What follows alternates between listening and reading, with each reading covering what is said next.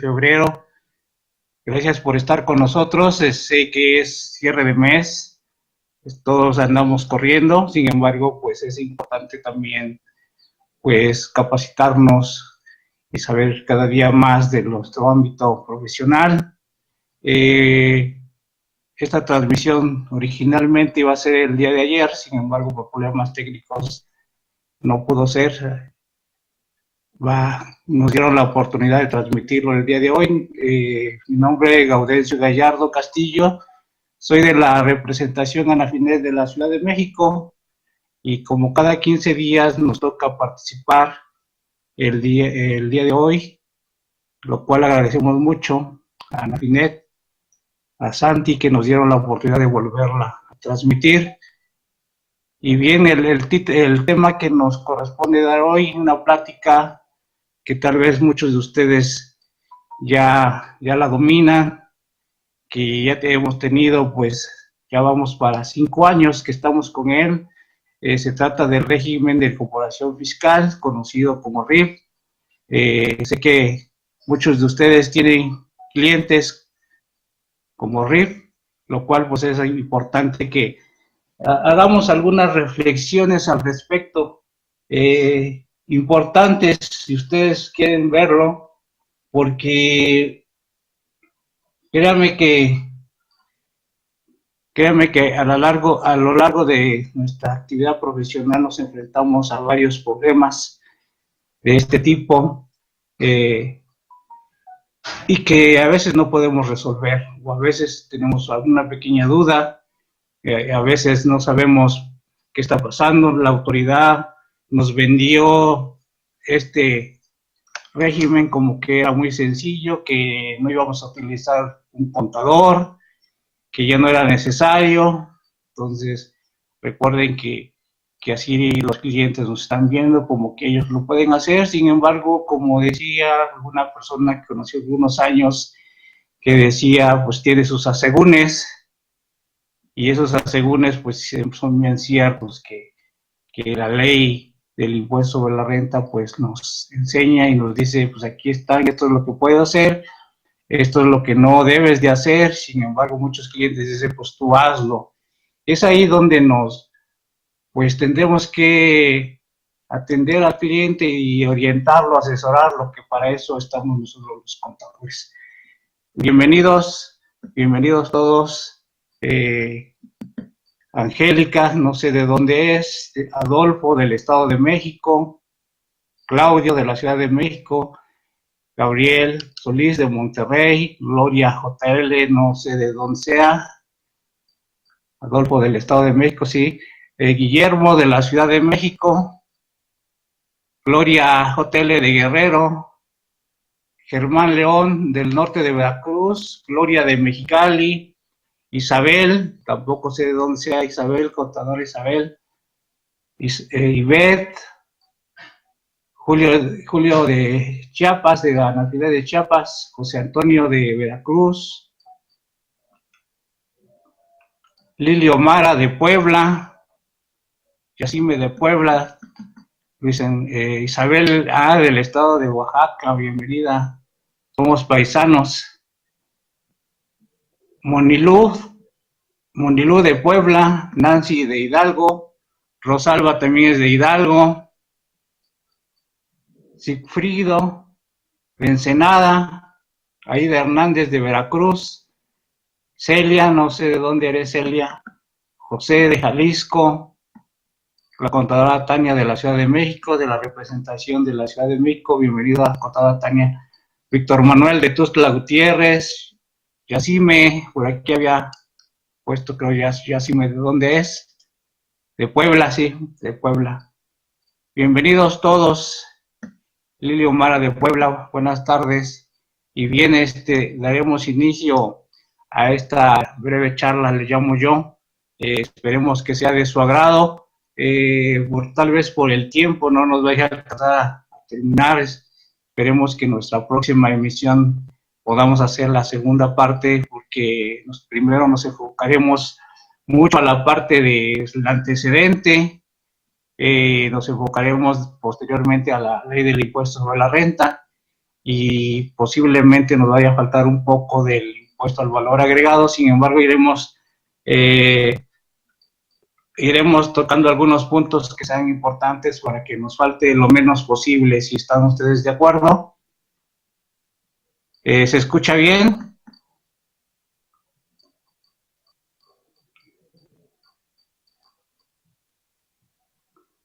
Gracias, Rosalba. Juan Carlos, de la Ciudad de México. Todo bien, gracias. Bien, vamos a empezar. El régimen de incorporación fiscal, conocido como RIF, lo vamos a encontrar en la ley del impuesto sobre la renta en el título cuarto. Recordemos que es de las personas físicas. En el capítulo segundo de las personas físicas. Ahí estamos en ese cuartito, en ese nivel, en el nivel 4, en el capítulo segundo. ¿En qué sección? En la segunda sección estamos ubicados nosotros, los que somos del régimen de incorporación fiscal.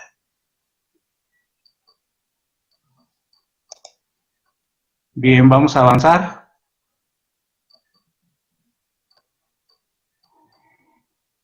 Algunos puntos relevantes: quiénes pueden y quiénes no pueden optar por tributar en este régimen de incorporación fiscal, que recordemos que estamos ubicados en la ley del impuesto sobre la renta, en el artículo 111 de la ley del impuesto sobre la renta.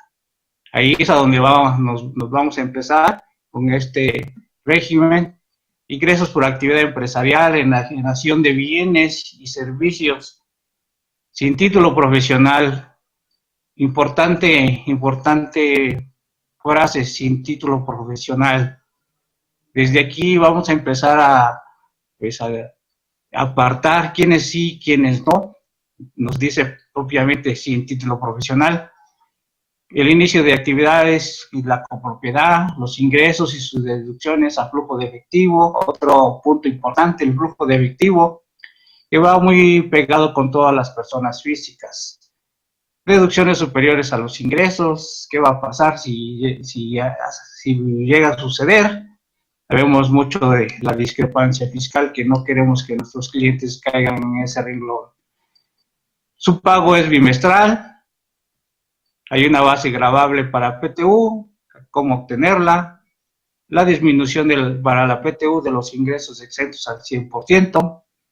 Tarifa para los pagos definitivos. La disminución del impuesto sobre la renta bimestral, que podemos aquí estar 10 ejercicios solamente. Al 11º pasaremos al régimen general.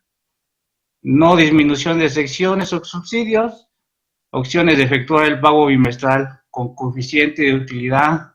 Algo nuevo, con coeficiente de utilidad, que lo tocaremos más adelante y veremos de qué se trata.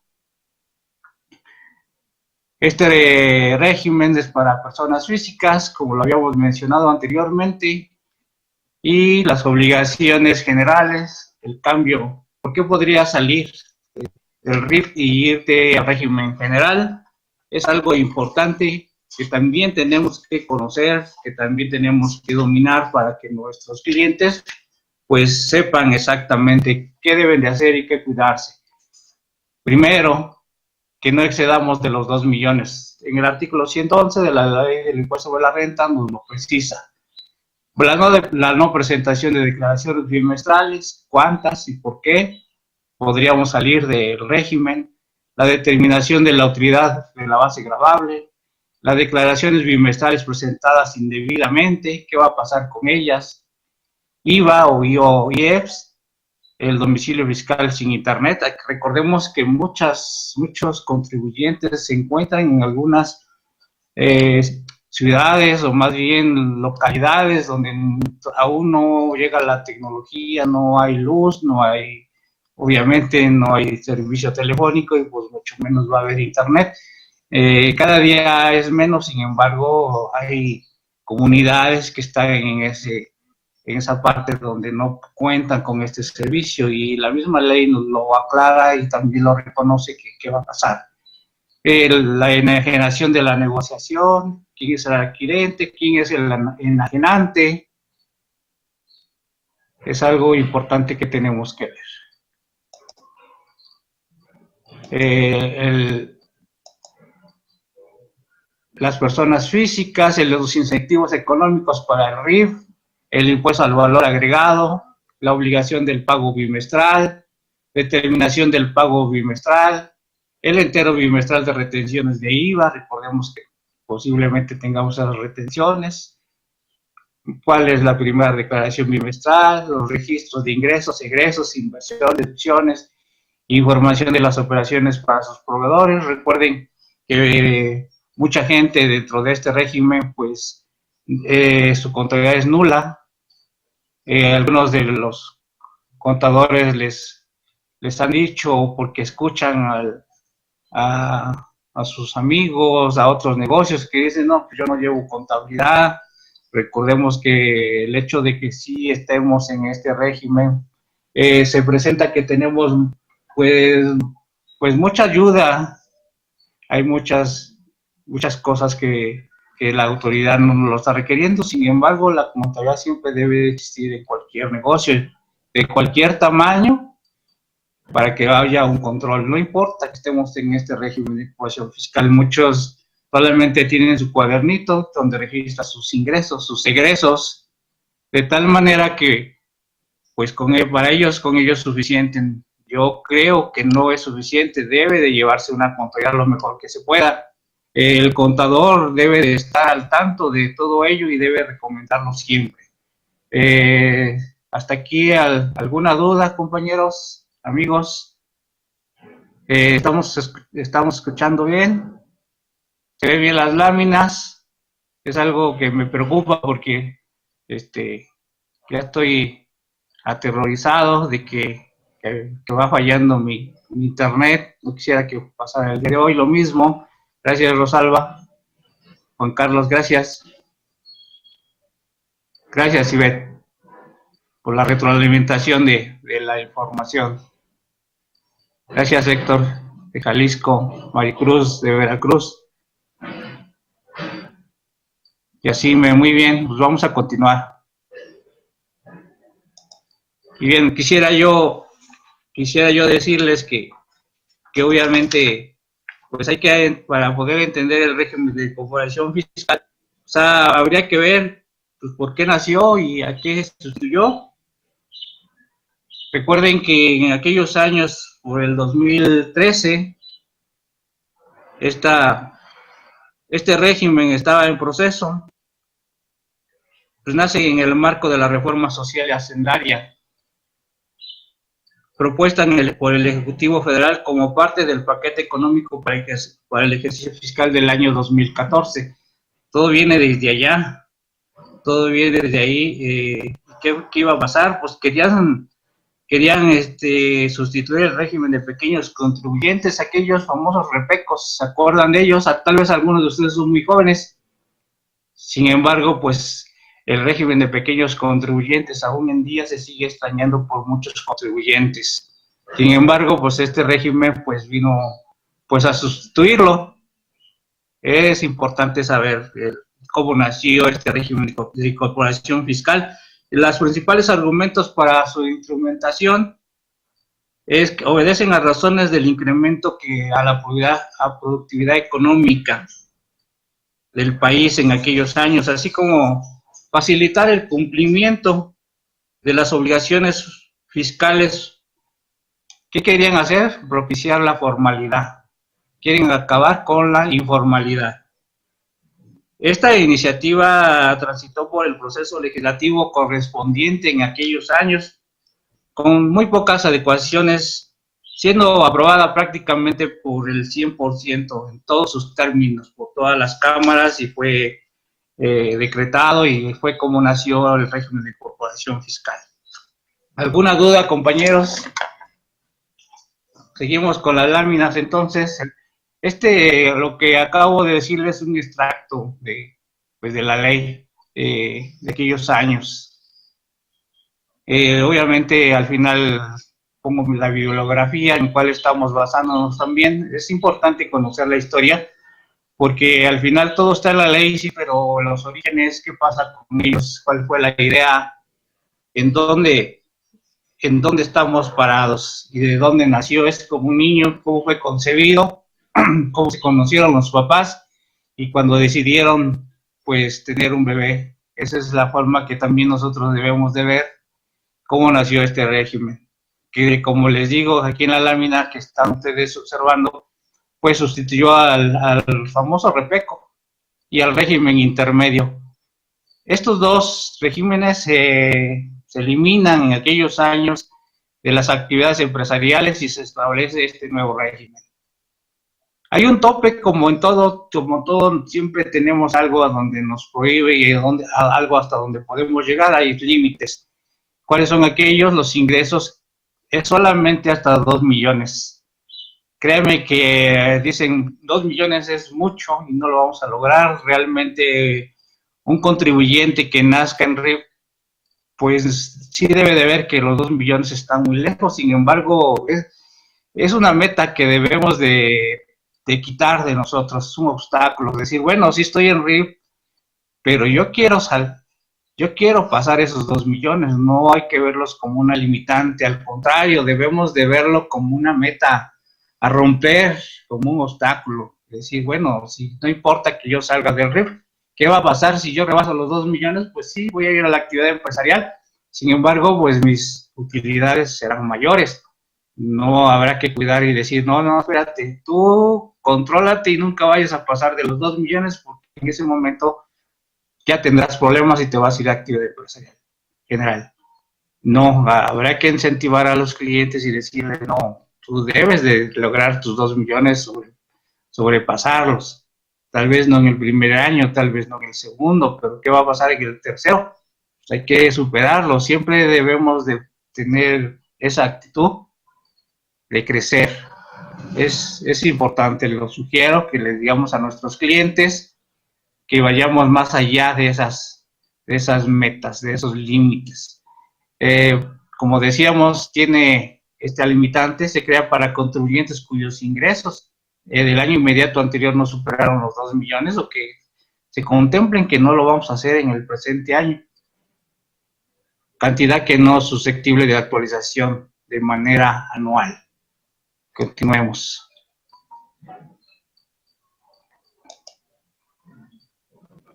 Esta creación, ¿cuáles son los beneficios del RIF? La creación del régimen para promover la inscripción al RFC, como les leí hace un momento, la adhesión al régimen se otorgan los siguientes beneficios. Descuentos de hasta el 100% del impuesto sobre la renta en el pago durante el primer año.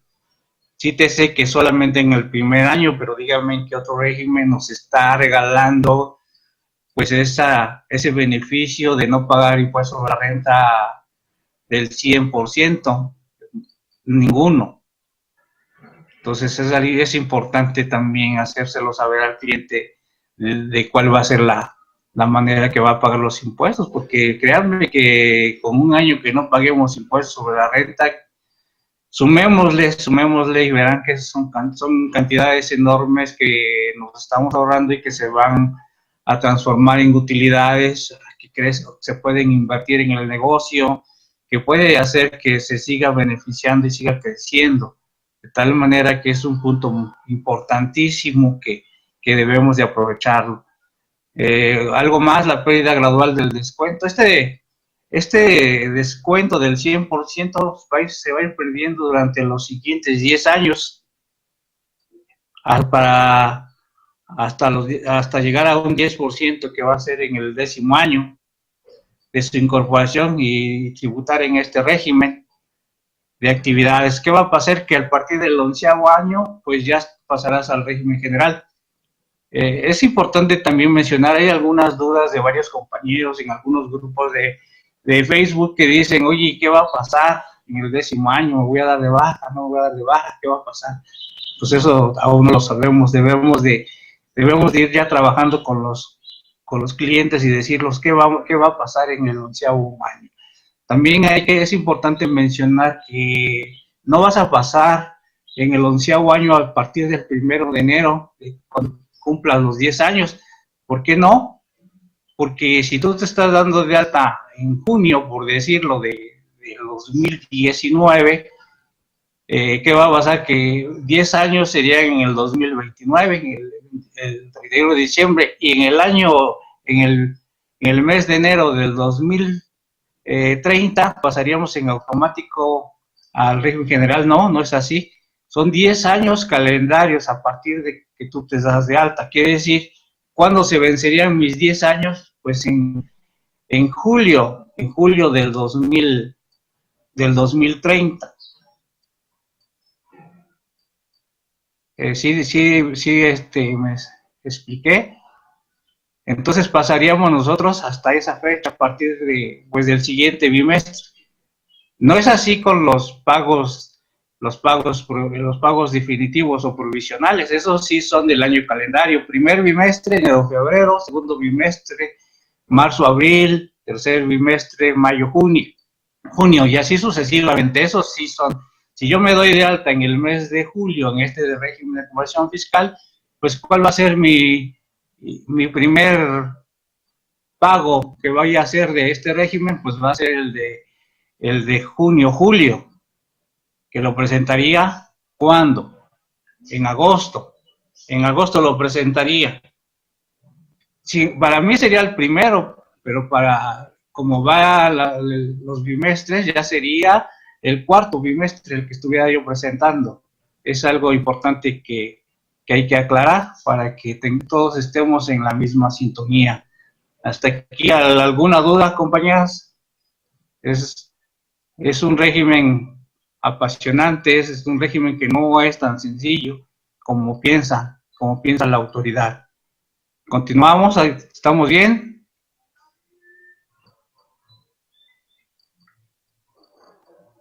Muy bien.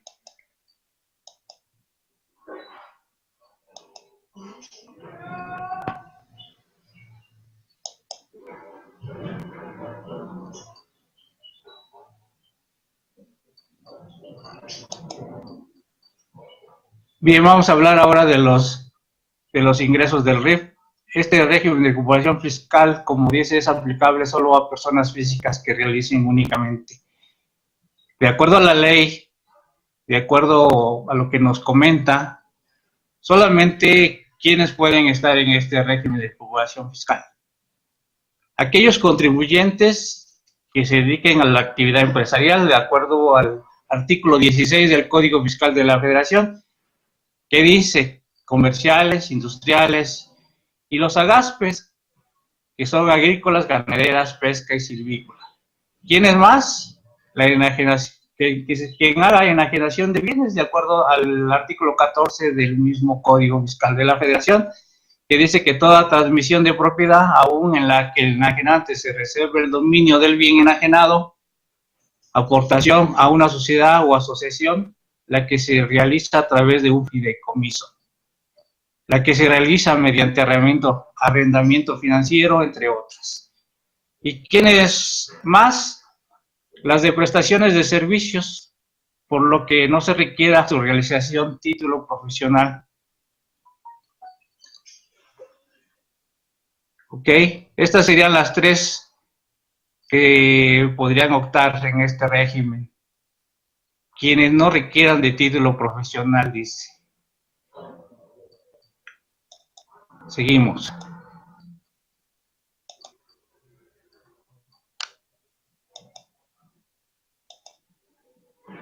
De acuerdo al artículo 14, para ver qué es el concepto de prestación de servicios y al artículo 14 de la ley del IVA, el concepto de esto dice que el concepto de prestación de servicios se considera prestación, y en la fracción primera dice la prestación de obligaciones de hacer que realice una persona a favor de otra, cualquiera que sea el acto que le dé origen y el nombre o clasificación que a dicho acto le den otras leyes. Fracción segunda, el transporte de personas o bienes. Fracción tercera, el seguro, el afianzamiento y el reafianzamiento. 4, el mandato, la comisión, la mediación, la agencia, la representación, la correduría, la consignación y la distribución. Recordemos que la comisión está en actividad profesional y empresarial, Sin embargo, un RIF puede estar, un comisionista puede estar en el RIF. Vamos a tocar ese punto hasta qué tanto de sus ingresos puede tener para que pueda estar en este régimen. Fracción cuarta, la asistencia técnica y transferencia de tecnología. Y la fracción sexta, toda otra obligación de dar, de no hacer o de permitir una actividad. Que nos está escribiendo Ivette: si una persona física entra en octubre de 2018 al RIF, no debe rebasar, en este caso sería los 2 millones en lo que resta de un año. No, si llegara a rebasarlos, que sería muy bueno, pues sí tendría que irse al régimen general. Sí, sí, no puedes rebasarlo. Inclusive cuando tú inicias operaciones hay una mecánica tienes que calcular y estimar tus ingresos, y si tú estimas que vas a rebasar, si te dieras de alta en octubre los 2 millones de pesos, no deberías entrar en este régimen, para que, inclusive lo puedes hacer. Sin embargo, en el momento que tú vayas a rebasar los 2 millones, tendrías que pasar al régimen general. Sin embargo, recuerden que hay una facilidad también, que no vas a pasar de inmediato, sino vas a pasar hasta el ejercicio siguiente, de tal manera que si lo rebasas, pues estarías todavía en el régimen de ocupación fiscal. Sin embargo, sí es necesario que se hagan las estimaciones y veamos que no vayamos a rebasar esos 2 millones. No sé si queda claro la respuesta. Gracias, Tibet. Bien, vamos a seguir. Y algo también de las muchas dudas que tenemos, tal vez no los contadores, sino algunos contribuyentes, de los ingresos del RIF, en el caso del artículo segundo transitorio de la ley reglamentaria, del artículo quinto constitucional relativo al ejercicio de las profesiones. En el Distrito Federal, en este caso, cuya última reforma se publicó en el Diario Oficial de la Federación el 19 de agosto del 2010, establece lo siguiente. Luis Enrique, del Estado de México, hay una controversia que vamos a tocar más adelantito con respecto al título, si tienes título profesional, pero el negocio que necesito admitir lo puedo tributar en el RIF. En un momento lo aclaramos, Luis Enrique, por favor. Continuamos con esta de las profesiones. Dice el segundo, dice: en tanto se expida la ley a que se refiere al artículo segundo reformado, las profesiones que en sus diversas ramas necesitan título profesional son las siguientes. Estas que voy a mencionar sí requieren título profesional. ¿Quiénes son? El actuario, el arquitecto, el bacteriólogo, el biólogo, el cirujano dentista. Aquí están los contadores, un corredor, las enfermeras, las parteras, el ingeniero, el licenciado en Derecho, el licenciado en Economía, los marinos, el médico general, o médico cirujano y el médico veterinario. Estas profesiones, necesariamente para que ejerzan su profesión, tienen que tener el título profesional y su cédula profesional, si no, pues no pueden ejercerla.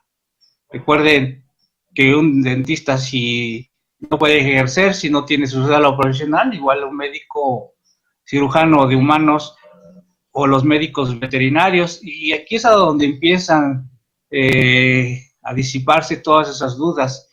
Si tienes esta profesión, no puedes estar en el régimen de comparación fiscal. De entrada, número uno, no puedes entrar. ¿Qué dice la ley? Lo tocaremos más adelante para que disipamos estas dudas, Luis Enrique, del Estado de México. No sé si dentro de estas profesiones que tú estás diciendo con título profesional está esta lista. No sé a qué profesión te refieres, sin embargo, supongo que debe ser alguna de estas que estamos ahorita viendo en pantalla. No son muchas, sin embargo, sí, sí es necesario. Aquí no encontramos a otras profesiones. Por ejemplo, el licenciado en administración no requiere cédula profesional. Bien.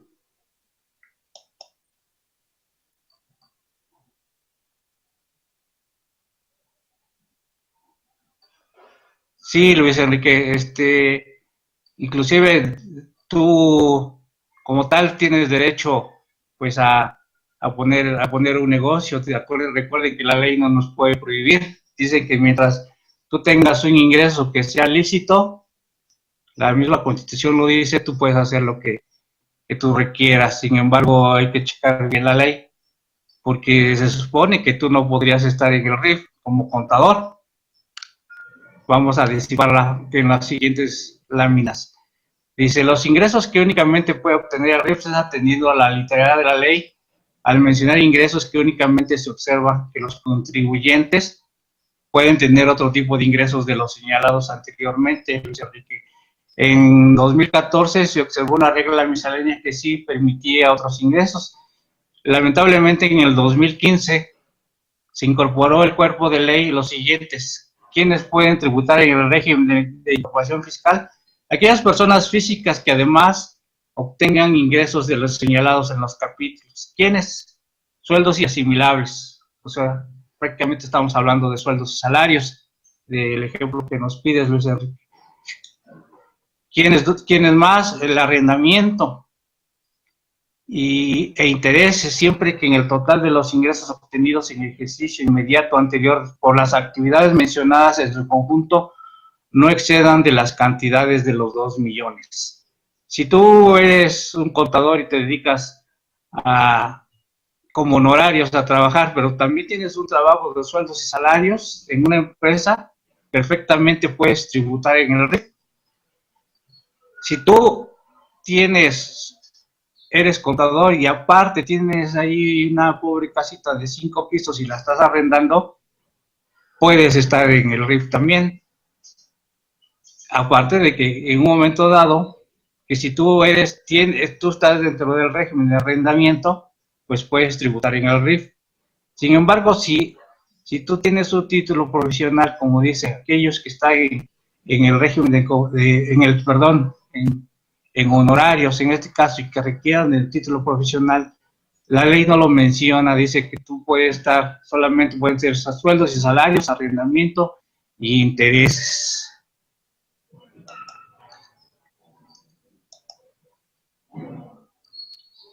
¿Quiénes no pueden optar por tributar en el régimen de incorporación fiscal?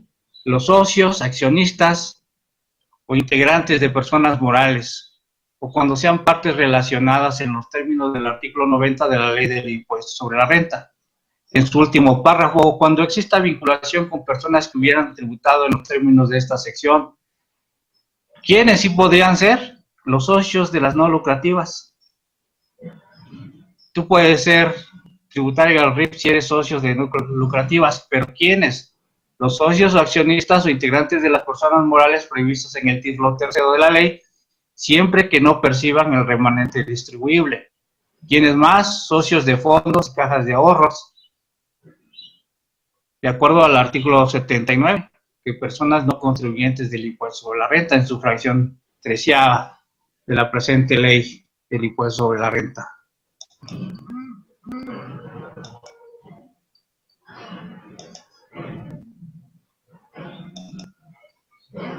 ¿Quiénes más? Los socios de las asociaciones deportivas. ¿Quiénes son socios, accionistas o integrantes de estas asociaciones? Pero también hay una limitante, siempre que no perciban ingresos. Tú puedes estar ahí en una asociación deportiva, pero no debes de percibir ingresos de estas personas morales a las que pertenezcan. Y lo último es que no haya una vinculación para estos efectos de esta fracción. Se considera que no va a haber una vinculación entre cónyuges o personas con quienes se tengan relación de parentescos en los términos de la legislación civil, siempre que no exista una relación comercial o influencia del negocio que derive en algún beneficio económico. Recuerden que aquí va a haber partes relacionadas, va a haber vinculación. No quiere decir que esté prohibido hacer negocio con tu cónyuge en un momento dado. Sin embargo, el precio de las compras o las ventas, como quieran verlos, tendrá que ser a un valor comercial para que no vayamos a caer en la parte de la vinculación y la ley piense que es una simulación de negocio. Bien. algunos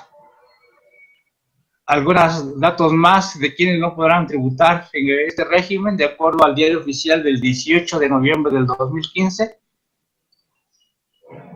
Dice, se considera que existe una vinculación entre personas para los efectos de esta ley en los siguientes casos.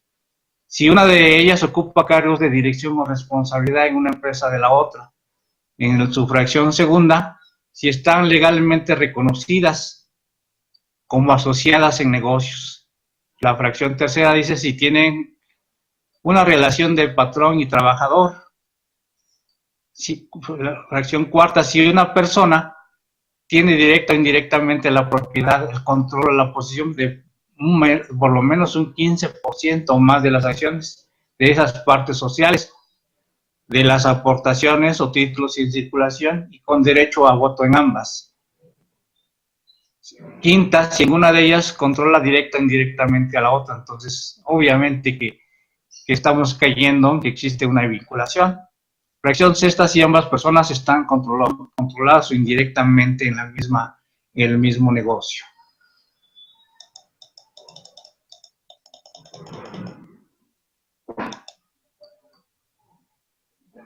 Seguimos en el punto de quienes no pueden tributar. En el mismo artículo de 109 de la ley aduanera señala lo siguiente: para efectos de la fracción segunda del artículo 68 de la ley, las personas que están asociadas en negocios por ser una, el agente distribuidor o concesionario exclusivo de la otra, o cualquiera que sea la denominación utilizada, se consideran como vinculadas. Es decir, están dentro de alguno de los supuestos previstos.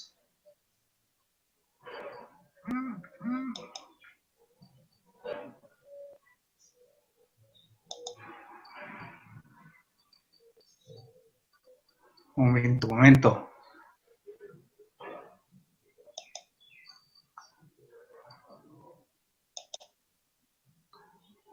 Y aquí vamos a hablar sobre los comisionistas que mencionábamos en un inicio, que decíamos que las personas físicas que obtengan ingresos a que se refiere este capítulo por conceptos de comisión, mediación, agencia o representación,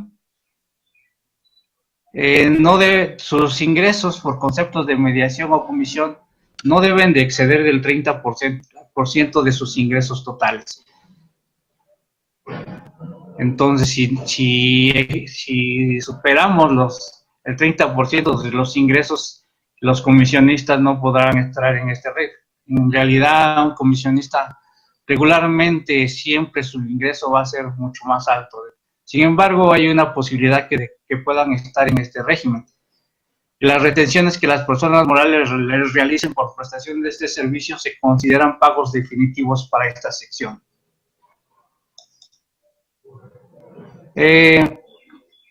Otra vez citamos que cuando inicias tus actividades debes de calcular los ingresos por actividad empresarial en la generación de bienes o prestación de servicios por los que no se requiera título profesional y que estimamos que sus ingresos sean inferiores a los 2 millones de pesos.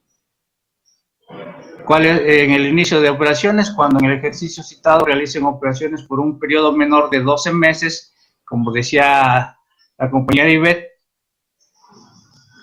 para determinar el monto a que se refiere el párrafo anterior, se dividirán los ingresos manifestados entre el número de días que comprende el periodo y el resultado se multiplicará por 365 días. Si la cantidad obtenida excede del importe del monto citado, o sea, de los 2 millones, en el ejercicio no podemos o no deberíamos estar en el régimen de ocupación fiscal. Mucha gente dice, pues yo ya tengo muchos años tributando así y la autoridad pues no me ha observado nada. Bueno, eso no quiere decir que nunca nos vayan a observar. ¿Qué pasaría si en un momento dado dijera, no, pues tú rebasaste tus 2 millones en el tercer año y ya vamos en el quinto y tú sigues en el RIF?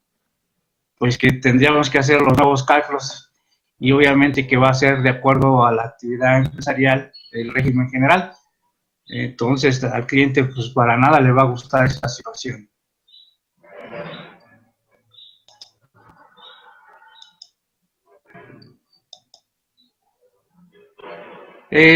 Algo más que los pagos definitivos bimestrales se tienen que presentar a más tardar el 17 de los meses. Por ejemplo, el del primer bimestre, marzo, el de abril y mayo, perdón, el de marzo y abril en mayo, el de mayo y junio en julio, el de junio y julio pues en septiembre y así sucesivamente.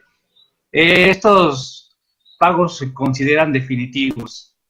Recuerden que también tenemos la facilidad por resolución que no precisamente es hasta el día 17 de los meses. Sin embargo, los clientes siempre hay que decirles que es el 17 por aquello del importe del impuesto que deban de pagar, porque muchas veces dicen, no, pues no tengo en este momento. Nosotros como contadores debemos de saber que tenemos todavía la facilidad de presentarlo hasta el último día del mes. Que, por ejemplo, en este caso, que el pago de enero y febrero, tendríamos posibilidad, de acuerdo a la ley dice el 17 de marzo, de acuerdo a la resolución, tendría que ser hasta el 31 de marzo que tendríamos un poco de colchón. Sin embargo, no hay que llegar al límite. Hay que hacerlo a tiempo para que eduquemos al contribuyente y no diga, no, pues como el contador ya me dijo que es hasta el día del último, yo me espero. Creo que debemos de hacerlo correctamente. Vamos a pasar a la siguiente. El tiempo se nos acaba, es breve. ¿Cómo se obtiene la base del impuesto? Los ingresos totales recibidos del bimestre en efectivo o en servicios, le habremos de restar las deducciones autorizadas del bimestre del impuesto sobre la renta en el artículo 25, 27 y 28. Lo que nos dice ahí, cuáles son las deducciones autorizadas, los requisitos que se deben de cumplir. Habrá que restarle las erogaciones bimestrales realizadas por adquisición de activos, gastos y cargos diferidos. Esto en el impuesto sobre la renta en el artículo 31 al 38. En el caso de que hayamos tenido PTU pagada, hay que restarla y así obtendremos la utilidad fiscal del bimestre, que va a ser la base para el pago provisional. A este resultado obtenido se le aplicará la tarifa a la que se refiere en el artículo 111 antes mencionado, vigente a partir del 1 de enero del 2014. En caso de que haya pérdidas, pues estos ingresos obviamente van a ser inferiores a las deducciones en el periodo. Se considera que la deducción pues se tiene que guardar para los siguientes bimestres y así sucesivamente hasta terminar con ellos. No quiere decir que ya no las vamos a poder deducir. ¿De acuerdo?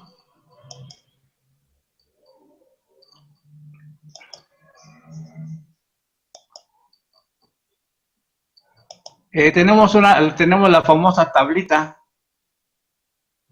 de la reducción del impuesto sobre la renta a pagar en el régimen de incorporación fiscal. Como les comentaba en un inicio, tenemos 10 años. Primer año hay una reducción del impuesto sobre la renta al 100%. En el segundo año ya tendríamos del 90%, tercer año del 80%, cuarto año de un 70%, quinto año del 60% hasta llegar al décimo, que sería del 10%. Ok, recuerden que solamente tenemos 10 años para poder estar en este régimen de incorporación fiscal. ¿Alguna duda de esta tabla de cómo se calculó o cómo se debe de calcular la base del impuesto? Esto no es tan complicado. Sin embargo, sí tenemos que tener bien controladas nuestras deducciones, porque muchas de nuestros clientes regularmente siempre quieren que todas sus facturas sean deducibles, y recuerden que no puede ser así. Tenemos que cuidar que cumplan con los requisitos fiscales.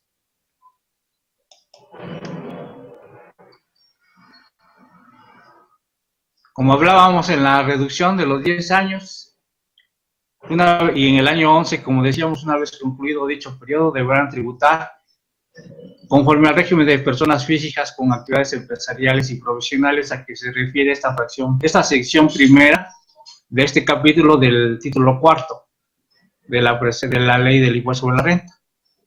Y aquí es a donde viene parte de la resolución miscelánea, la 3.1.3.3, que el cómputo del plazo de permanencia en este régimen se computará por año de tributación en este régimen y se entenderá por año de tributación cada periodo de 12 meses consecutivos comprendidos entre la fecha en la que el contribuyente se dio de alta en el RFC para tributar en el RIF y el mismo día del siguiente año calendario. Ahí es donde yo les digo que no es de enero a diciembre, sino es de la fecha en que te diste de alta hasta que se venzan los 10 años. Y viene el punto, uno de los cambios importantes que ha habido en este régimen, que es la opción de pagos provisionales y de coeficiente de utilidad. Algunos de nosotros seguramente ya lo estamos haciendo, sin embargo, pues hay una razón para ello. Hasta donde yo he analizado de algunos clientes, este coeficiente de utilidad no es tan bueno, no me trae tantos beneficios. Claro está que dentro de las cosas que podemos hacer y que mucha gente está utilizando el coeficiente de utilidad, pues es que la persona física al final del ejercicio obviamente tendrá que presentar la declaración anual y podrá deducir sus estímulos fiscales, sus deducciones personales. Y regresemos a qué es este coeficiente de utilidad. Estos contribuyentes podrán optar por determinar los pagos bimestrales al ingreso acumulable del periodo que se trate del coeficiente de utilidad. Sin embargo, estos pagos serán provisionales a cuenta del pago anual. En este caso, al inicio del régimen de información fiscal y decíamos que sus pagos eran definitivos, mediante esta opción pues van a ser provisionales. Entonces estaremos obligados a presentar la declaración anual al cierre del ejercicio. Esta opción, como recuerden, solamente se va a poder utilizar una vez iniciado el ejercicio y no se podrá cambiar. Inclusive tendremos que mandar un aviso al inicio del ejercicio para que podamos optar por esta opción y no se podrá cambiar hasta el siguiente año. Esto es importante que lo conozcamos y se lo digamos a nuestros clientes para que estén conscientes de ellos. Bien, el tiempo es muy corto. Vamos a terminar. Nos faltan algunas cosas. Hablábamos de esta coeficiente. Nada más quiero comentarles lo último, que los contribuyentes que por el ejercicio fiscal 2019 opten por realizar pagos provisionales bimestrales aplicando este ingreso acumulable del periodo de que se trate, el coeficiente de utilidad que corresponda deberá ejercer la dicha opción a través de la presentación de un caso de aclaración en el portal del SAT a más tardar el 31 de enero. Entonces, recuerden que tienen que mandar ese aviso. Si no lo mandaron, no pueden optar por el coeficiente, porque la autoridad se los va a rechazar y podríamos tener problemas con ellos. Aquellos contribuyentes que comiencen a tributar en el RIF a partir del 1 de enero del 2019 podrán ejercer esta opción prevista en el párrafo anterior a partir de este ejercicio, presentando el aviso correspondiente. Bien, Monilú de Puebla dice, una pregunta para los pagos del IMSS, ¿cómo se puede hacer? ¿Cómo se puede hacer? Gracias. Bien, recuerden que esta es otra de las bondades que tiene este régimen de recuperación fiscal, que sí efectivamente tienen unos beneficios con el IMSS. Ya no están en las presentes láminas, sabía que no me iba a alcanzar el tiempo, sin embargo, como patrón tienen el derecho de inscribir a sus trabajadores, y para decirles brevemente nada más les diría que van a tener un beneficio del 50% en el primer año, tal como va la tablita, algo similar. Obviamente en una próxima transmisión haremos la segunda parte de este régimen y explicaremos la parte del IVA, la parte del seguro social, pero sí se pueden inscribir y también tienen grandes beneficios. Es importante que lo hagan. Este IMSS, obviamente, estos pagos, estas cuotas van a ser deducciones autorizadas, de tal manera que pues el patrón puede darle pues, un beneficio a sus trabajadores, cosa que no es tan sencillo ahora. Sabemos que meter a un trabajador en el Seguro Social es caro, es una carga social alta. Sin embargo, para este régimen sí lo es. Sin embargo, de entrada tiene un 50% para el primer año. Recordemos que es un beneficio bueno, que está prácticamente luchando por la informalidad, en contra de la informalidad, perdón, y que eso es lo que quiere. Por eso de ahí los incentivos que estamos nosotros aprovechando que la misma autoridad nos lo está haciendo. Entonces queremos pues checar bien a estos clientes. Ahora es un régimen bastante bondadoso en el cual nosotros debemos de aprovechar con los clientes y darle todas sus ventajas. También habremos que decirle cuáles son sus obligaciones y cuáles son sus debilidades. Sin embargo, creo que hay más ventajas que desventajas, para lo cual yo sugiero que estemos muy en contacto con nuestros clientes y hagamos de este régimen algo importante. Hay que sacarles el mayor provecho. Sé que faltan muchas respuestas, sé que faltan hay más inquietudes. Sin embargo, quiero decirles que debemos de leer más en esta parte de este régimen. Lamentablemente el tiempo es corto, se nos terminó. Prometo darle la segunda parte de este régimen en breve. Nosotros, la representación ANAFINET, está transmitiendo cada 15 días en un horario de los miércoles de 5 a 6 de la tarde, en el cual nos volveremos a presentar seguramente. Estamos varios compañeros de esta representación transmitiendo desde esta representación, lo cual pues, nos da la oportunidad de volvernos a ver. Les agradezco mucho a todos los que estuvieron con nosotros el día de hoy.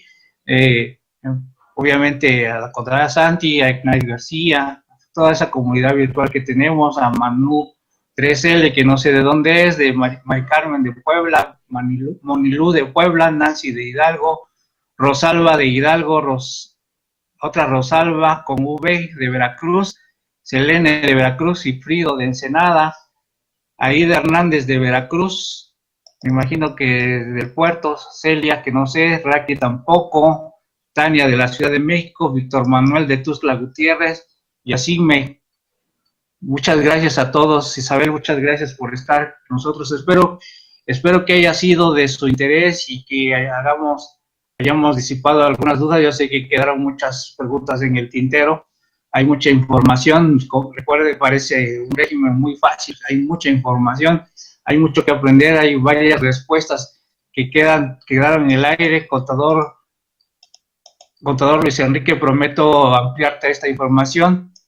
Si puedes enviarme tu correo, por favor, para aclarar esa duda que tú tienes y que hagamos las cosas bien.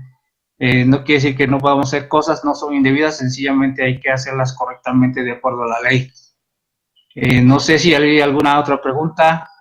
Si no, pasaríamos a despedirnos y agradecerle nuevamente a Santi, a Ignay por la ayuda, la verdad, una ayuda muy importante y la oportunidad de volver a transmitir este programa, que ayer no se pudo hacer por fallas técnicas mías y de mi equipo, obviamente, pero aquí estamos.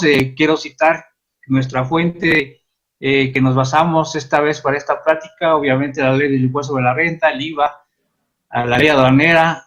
Hay un manual del régimen de comprobación fiscal que fue hecho por ANAFINET, no sé si lo puedan ver. Este manual es muy importante, yo creo que lo debemos de tener nosotros en nuestra biblioteca de consulta.